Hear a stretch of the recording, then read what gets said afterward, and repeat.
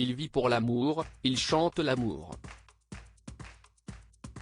Si on ne sait toujours pas dans quelles circonstances a eu lieu la naissance de sa fille Esmeralda, née en janvier 2022, Slimane a décidé de parler de ses sentiments, à cœur ouvert, sur son nouvel album Chronique d'un Cupidon, qui sortira dès la rentrée, le 2 septembre prochain.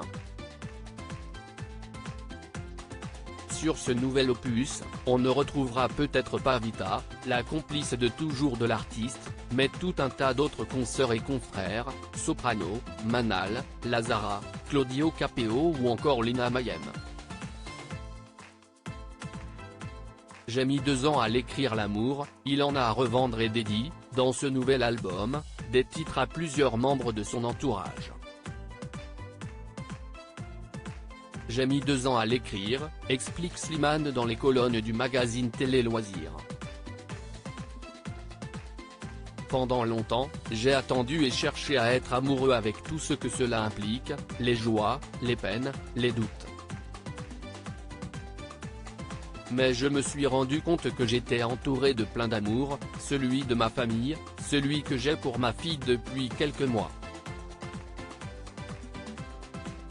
Un amour plus universel qui m'épanouit. Et sans doute plus durable aussi. Ce n'est pas simple, mais ils sont mes remparts contre le reste du monde en couple ou célibataire. Slimane préfère conserver son jardin secret. Pour autant, on sait qu'il a écrit le titre des milliers de je t'aime pour sa petite Esmeralda et dans le noir pour sa maman, qui perd progressivement la vue à cause de son diabète. La famille, s'y est toute sa vie. Certains membres du clan évoluent, d'ailleurs, dans son ombre, il est issu d'une fratrie de 4.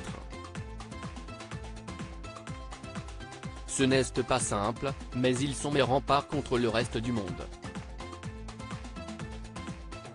Et dans tous les sens du terme pour mon frère, puisqu'il s'occupe de ma sécurité, explique le chanteur de 32 ans. Ils sont toujours là pour moi et ne me regardent jamais comme quelqu'un de différent. Ils voient l'envers du décor et savent à quel point je mets toute mon énergie dans mon travail.